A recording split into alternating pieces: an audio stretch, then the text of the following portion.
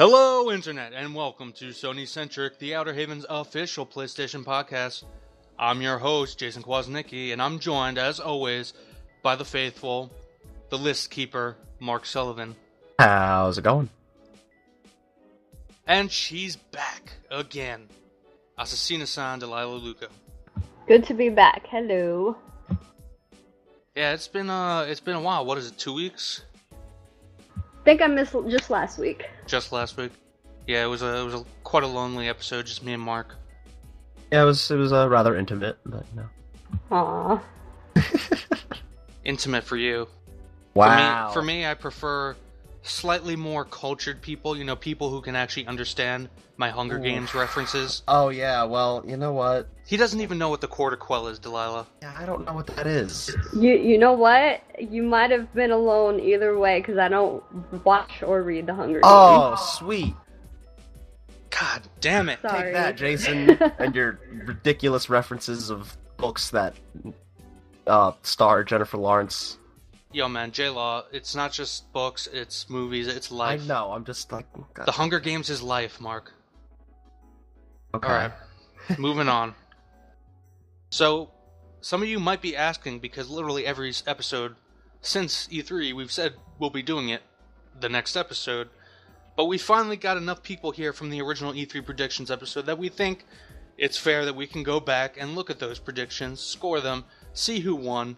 You know, we've been giving you blue balls for a couple episodes now, but we're finally delivering on that promise.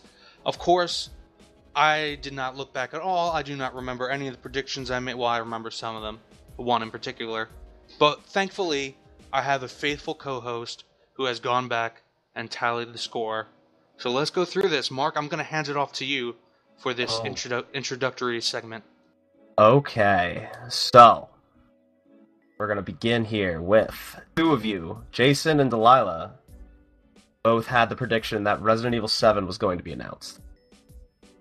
And you both were right, except Jason, you said it would be a reboot, and it is seemingly not a reboot. Well, I guess technically, yeah, it's not a reboot. So, I only gave you half a point, while Delilah gets the full point. Woohoo! Okay, beginner's luck. Now, yeah. Now, also, I am gonna add real quick. If you guys want to challenge me on any of this, feel free. Yeah, But... no, I won't challenge that. Okay, all right. Then moving on. I feel confident in my abilities. All right, moving on. So so far the scoreboard is Jason half a point, Delilah 1, and me 0. Jason and I both had a something to say about Horizon. Jason, you said that there would be a big gameplay chunk / trailer for Horizon, which there was. Yes, so that's half a point. Yeah, and it looked awesome. Yeah, but the other half of that was that you said that they would be very adamant on that coming out in October this year. And this happened like a week or two after we did our predictions episode, and right before E3 started. It was delayed till February 2017. So you get half a point for that one. I also get half a point for that one because I also said there would be a Horizon trailer with gameplay, which there was, but I also said that they would just have the year 2016 at the end, and it would be delayed outside of E3, but it was delayed before E3 even happened to 2017, so yeah, I was also wrong for somewhat the same reason that you were. So we both get half a point for that. Yo, fuck Mr. Hulse, man. He just came in on the PlayStation blog and fucked up our prediction. Yeah, well, fucking happened. Dutch. The fucking Dutch. That's why maybe we should have held our predictions episode until like a week before, but just a lesson learned for next year. Mark, you just wanted you were pressing me for it. Mark, you just wanted to blow our load early. Yeah, pretty much. Let's jump back to one of Delilah's predictions. I'm sorry, Delilah. The Elder Scrolls 6 was not announced. I told you. Know. You noob. Did not happen. But That is 0 points. Oh.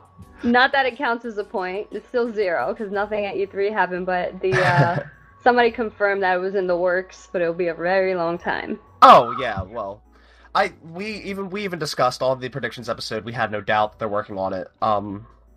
Yeah, Todd Howard, he was more talking. I mean, yes, you're right. Like, he did technically say they're working on it, but I mean, of course they're working on it. I think that interview was more to say that they have new IPs that are going to come out in the time span between now and the next Elder Scrolls. Right. So Todd Howard pretty much just said, "Fuck you, Delaila. Your prediction can go suck it." All right. Todd Howard, actually, little known fact, he actually is a frequent SonyCentric listener. So. Yeah, of course he is. Oh, nice. Like Greg Miller. Like Greg Miller. I'm convinced. So let's jump to me and being wrong about like everything in the world. I said all this big talk about Kingdom Hearts, and we got. I don't even think I said there'd be. I mean, I think I said there'd be a trailer for 2.8, but there was a trailer. It was confirmed for December. We're getting new info for Kingdom Hearts 3 in winter. I just went ahead and gave myself 0 points for this because I said a lot of really specific things for Kingdom Hearts, and none of it actually happened, save for a trailer for 2.8. So I'm gonna be completely not even generous to myself and just give 0 points to me. Also 0 points because Final Fantasy VII Remake wasn't there. Yeah. So I'm just like kind of drowning in sadness right now, and how wrong I was about all this stuff. But on the upside, we'll jump over to The Last Guardian. Hey, let it not be said, or I should say, let it not be forgotten that I had the balls. Okay. You did have the balls. I had the balls, and to be fair. All right, you know what? First, Mark, just tell them what my prediction was. Well, your prediction was that we would get a trailer for The Last Guardian, and that it would drop right then and there. They would say it's out, you can get it now, and then you also added like if not now, within a month. But we found out the actual release date. It's in October. It is coming this year, but not at nearly as soon as you had predicted it would. Correct. And obviously, my prediction was somewhat satirical. However, and with a little bit of actual savvy business logic behind it. But, to be fair, Ueda did say in an interview at E3 that technically the game has been done, like, for a couple months now. Right. Now, obviously, that means they're in QA, they're polishing the shit out of it. But the game is done, so... Well... if that counts for anything. It counts for half a point because there was a trailer. Yeah. And I also got half a point for that because I said there'd be a new trailer. I was wrong about it being delayed to 2017. So yeah, that's for The Last Guardian. Going back to some of Delilah's predictions, Red Dead 2 was also not present at the show. Although, you know, on this one, I kind of have some pity for Delaila, because if rumors are to be believed, then, you know, real-life events and politics kind of fucked her over on that one. Yeah. So, I think that was debunked, wasn't it? Was it debunked? I'm not sure. I haven't been following it. So, just to give some clarity, what Jason's referring to is that there was a rumor that Red Dead Redemption 2 was actually supposed to close out Sony's show. But due to the recent events that occurred in Orlando, they edited the ending of the show to have a live Days Gone gameplay demo, which we'll get to in a moment. Hence why it kind of seemed a little like a lame closer. Right. But I feel like I read somewhere that was debunked and not actually true. But I'm not entirely sure about that. Well, what I know for a fact that Sony did come out, or somebody at Sony, I don't know exactly who, it might have been Jack Tran or Andrew Howe, somebody came out and said that the Days Gone live gameplay footage was planned, you know, months out in advance. But as we all know, that's true of like they say that literally every E3. When we know for a fact from insiders that shit has been changed literally like minutes before a presentation. Oh yeah. So it's take from it what you will. Yeah, but unfortunately, it was not. It was not at E3 at all. So 0 points for that one. But you did redeem yourself with the next one because God of War was announced.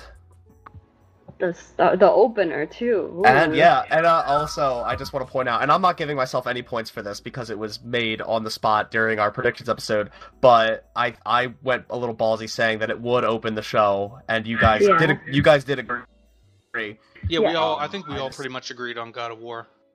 Well, I just me saying that it wouldn't be surprised if they opened their show with it, and you guys agreed, and I was just a little happy that I totally forgot I said that, and it happened.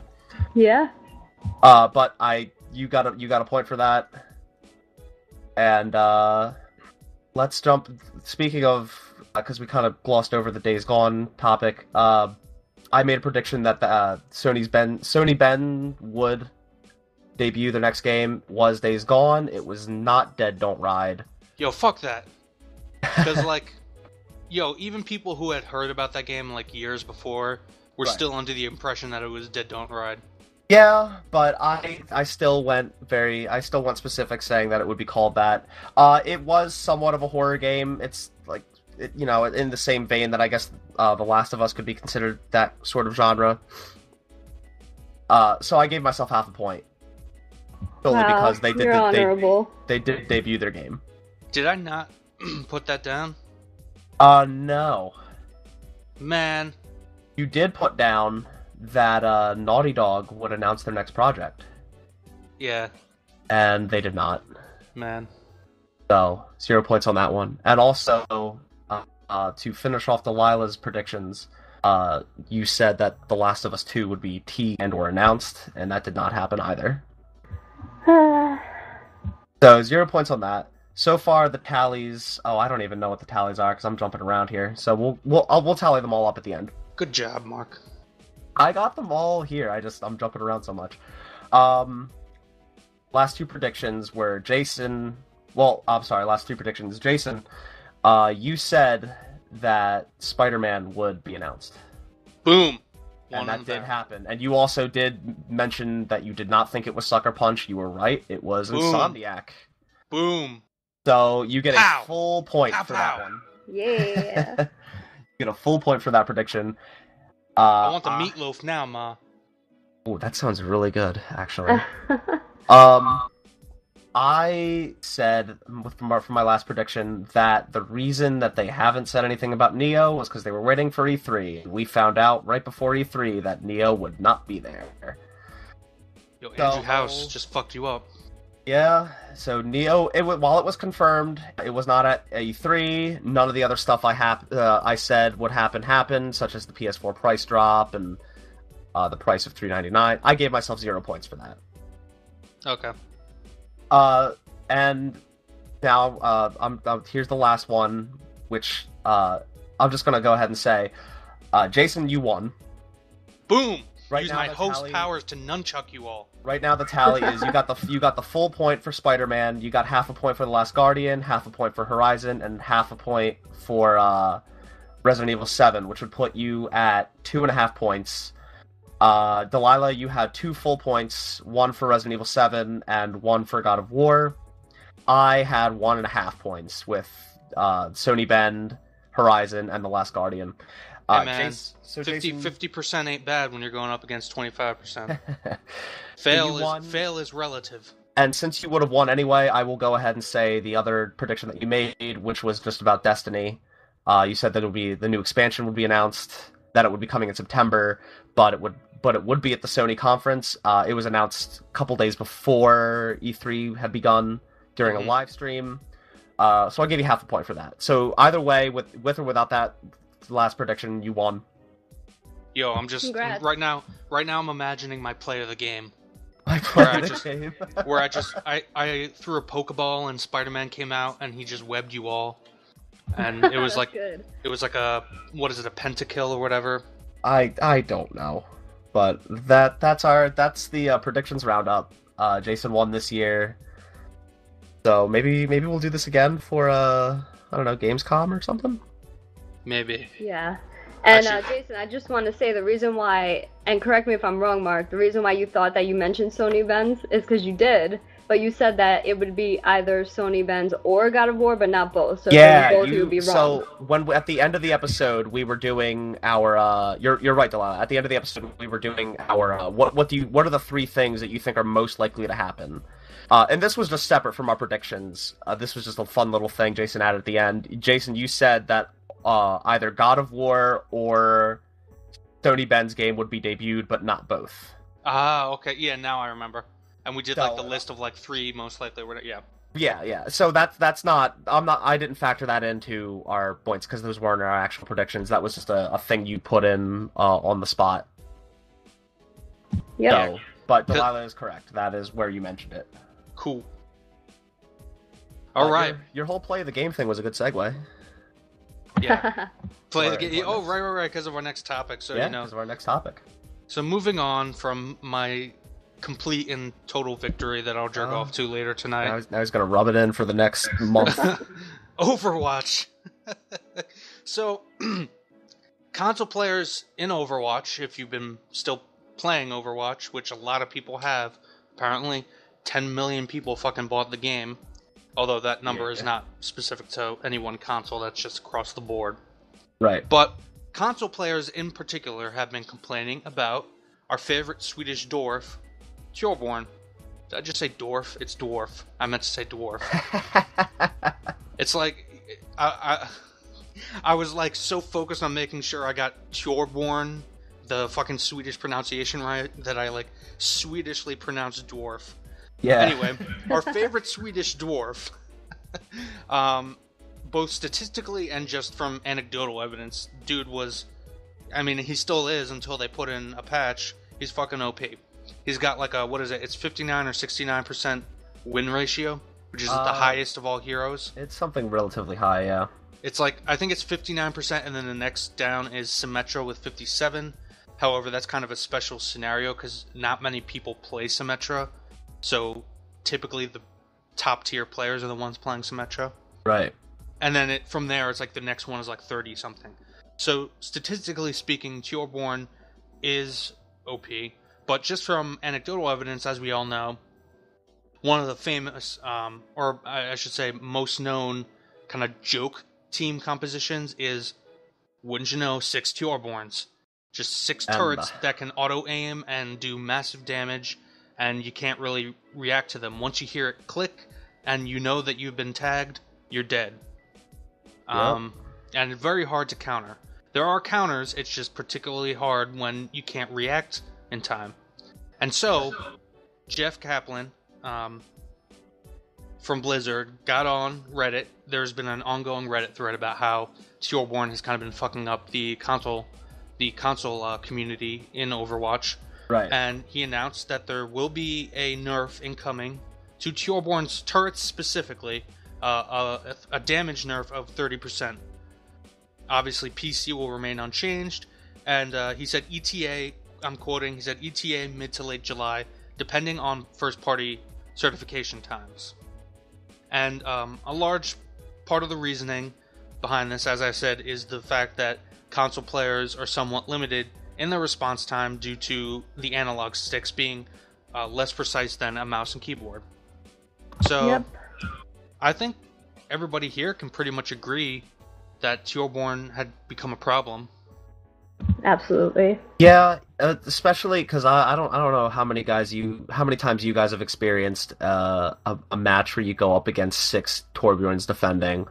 It ruins the game. It's just so incredibly unfun to play against that. It does, or even 2 Torbjorns with like a Bastion, Symmetra kind of combination. Yeah, more than 1 Torbjorn on a defend map, especially like what is it, Hanamura, is like crazy.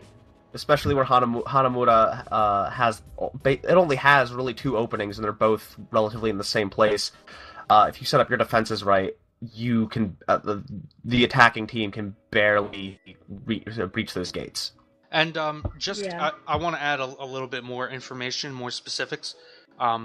So let's be clear that the real problem with the turrets, I think, in addition with, like you guys were just saying, certain maps, how you're kind of funneled into that one entrance, Hanamura being a perfect example of that.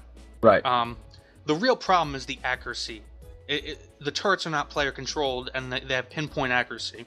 Right. So, actually, turrets as they currently stand. I'm like reading nerf and turrets back to back, so it's just that's actually what they're going to be calling them after the patch. Nerds. Nerds. Turrets, as they stand now, do 14 to 15 damage. No, I'm sorry, 9 damage per bullet. After the nerf, they'll be doing 5 damage per bullet. So they actually don't do much damage. The problem is that when you are in their line of fire, you're getting hit every time. So it's a constant stream of damage. So now, the nerf isn't doing too much. I wanna bring up that I don't necessarily think it's the accuracy of the turret. As a former big player of Team Fortress 2, Torbjorn is the comparison to the engineer from TF2 is you can't avoid it, because they both set up a turret that stands on its own right. It auto detects enemies and it shoots at them. The thing about Torbjorn's turret that by comparison to TF2 that I have an issue with is how quickly it locks on and the insane range that it has. So range is another thing. In TF2, positioning your turret is very important, because if the enemy's behind you, it takes time to turn around, and that can be a benefit to the enemy trying to take out the turret, because if they go in from behind, the turret has to take more time to lock onto the enemy. In Overwatch, that's a non-issue, because those turrets turn at the speed of They turn faster than players can turn. They turn faster. They turn faster than Tracer can blink. Yeah. Or actually. as fast at the very least. Like, these turrets are insane. They have an insane turning time.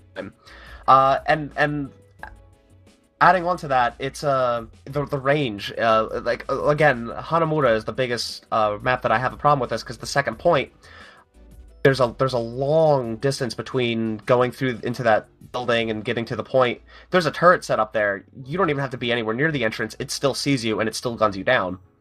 Right. I think in-game they've said that it's 40 meters. I think that's really, really long. Yeah, it is 40 meters. Yeah, that's a really far distance. And the worst is when I feel like the main problem with Torbjorn's turrets is. Right, and the worst is that when you try to use the obvious counters, so like Pharah or Widowmaker or another long-range, high-damage character, you're getting hit the moment you come out of cover, even from, like, let's say you're in, what is the Africa map, is it Numbani. So on that first point, usually there will be a Torbjorn with a turret set up in that back corner, overlooking the point, and if you're down the street trying to peer around the corner, like, as soon as you come out with, like, a Widowmaker or something to take out that turret, you're shot. Like, yeah. Even if you try to outflank them and go around that left side, it will instantly turn and get you. So I agree that that's another aspect. I think the reason they're going for damage with this nerf is because to try to change at this point the speed with which that turret moves, or even the range, could potentially mess with balance vis-a-vis other specific characters, you know? Well, I believe they've even addressed in the thread, just the community conversing about it. This is the easiest fix that they can make. Right, exactly. Just lowering the damage a bit is the simplest way to do it without having to go in and adjust other things. So you're absolutely right. I feel like this is a good start as well. Now, Delaila, I want you to answer me first on this, because I know you're a big, fast-paced, competitive person, right? Yeah, I would say so. So, a lot of people now out there are kind of like, well, will this kind of destroy the allure of playing as Torbjorn? What would you have to say to that? Because I don't think it will, personally. As somebody, I don't really play Torbjorn that much, but I enjoy him for reasons really other than the turret. The turret is probably one of my least favorite parts of playing as him. What would you say to them, Delaila? Yeah, definitely not. I mean, that damage reduction, while it seems like a lot, I think he'll still serve his uses, which is to defend the point. I really don't see how anyone can manage Torbjorn, because he's really only useful in defend, so you would want to have like another character that you also play with. But he's still gonna be a problem. He's just not gonna make the game so annoying and make attacking the points that much of an issue. So no, I don't think so. And like, there's only very few characters that can counter a bunch of them, which I would say is like maybe Zarya, Diva, and even still, like he would still be fine. His gun's strong. It's not like just his turret is useful. His Very gun strong. Does a lot of damage, so he'll be fine either way. Especially if you put it in a good place. Yeah. Exactly, and let's not forget he also acts as a minor support character as well, with his armor. Oh yeah. And I do want to say that Molten Core, man, that thing is OP as fuck. So, you know, if you're thinking about when you use your Molten Core, which comes up pretty fast, like, you're gonna still fuck shit up. Right, and he's hard to kill. That's the important part about Molten Core, is unlike a lot of other supers, like, take, what's his name? Genji's Dragon Blade, or I'm forgetting everybody's name. McCree's Reaper's, McCree's Deadeye, Reaper's Death Blossom. They're all really easy to shut down, whereas it's really hard. They don't get a health increase. Yeah, exactly. It's really hard to kill Torbjorn during Molten Core. And I mean, in defense of that, I kind of understand why, because he is a defensive character.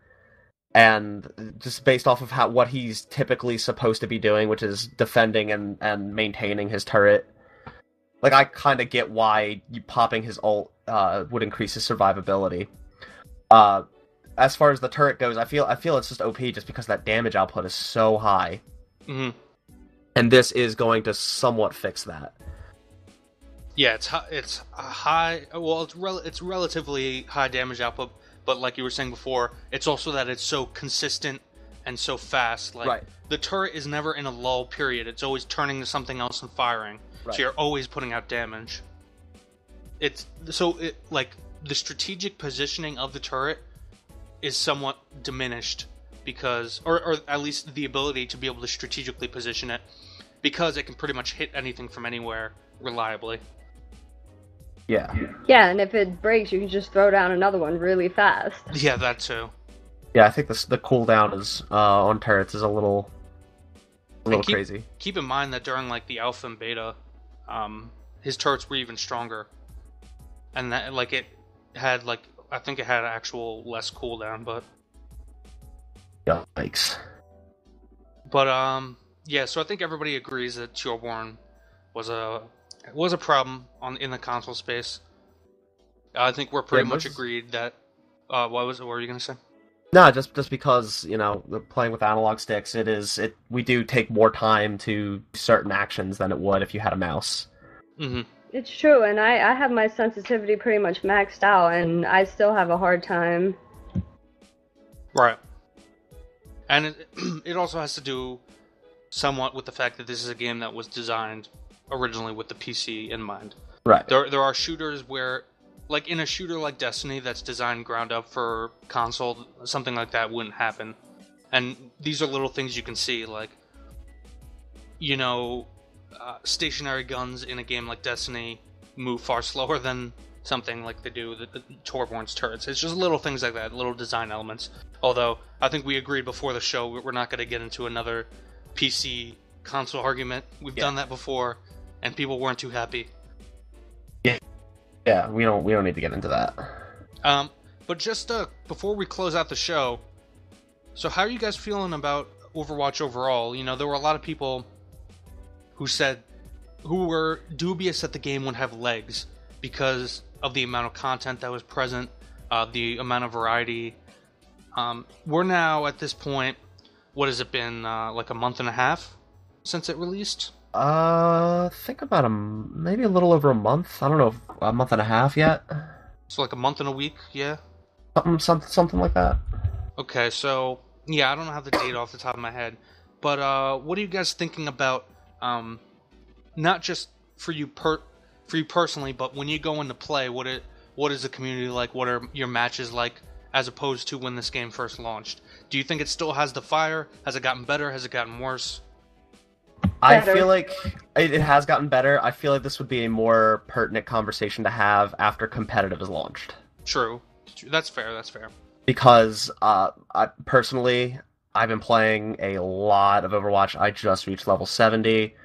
And I've been, trying out new heroes that I didn't really spend much time with. I'm trying to get better with them. I've been, I still have the same issues that I had before. I don't like the dupes.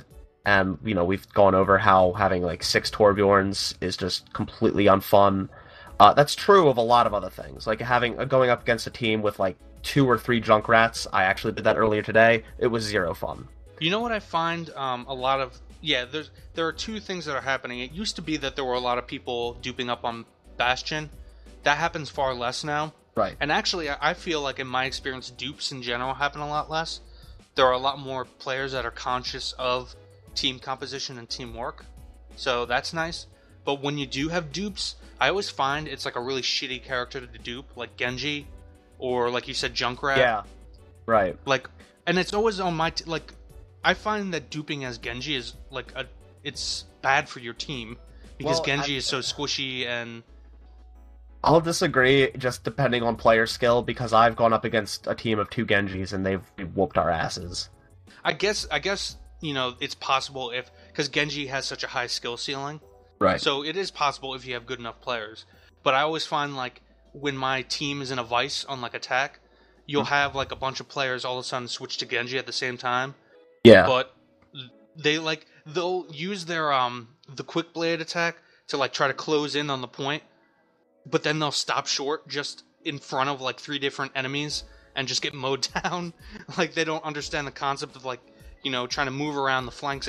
I just find people have been picking weird characters to dupe at weird times.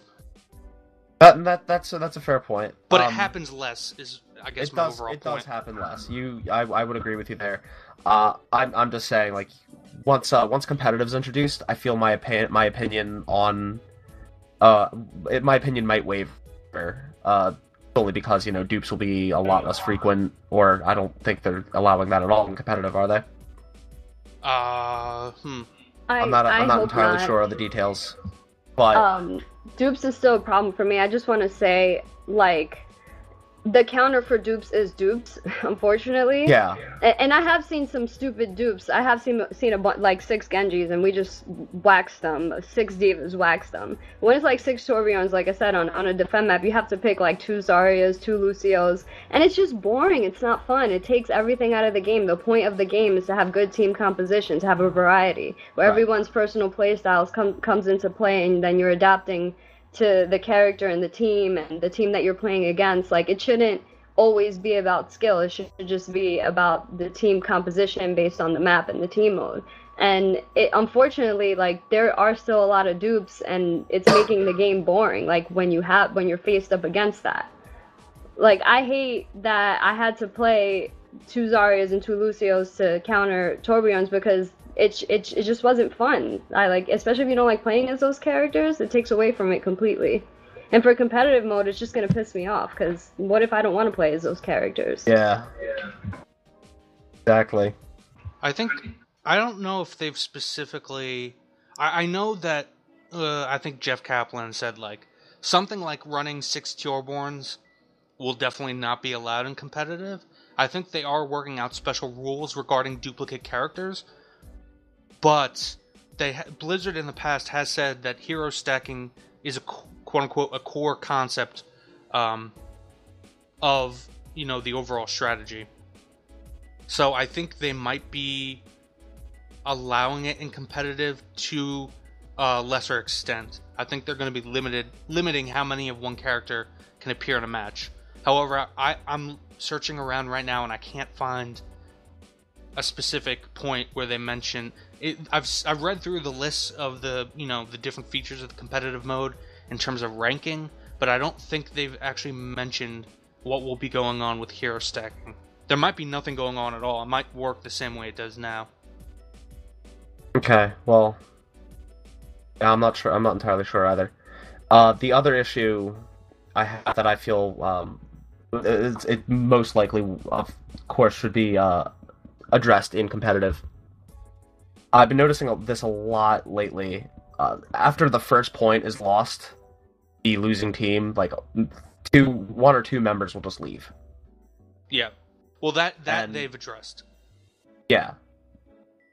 That's the other big issue that I've just been noticing, which is my opinion will probably change once competitive is introduced.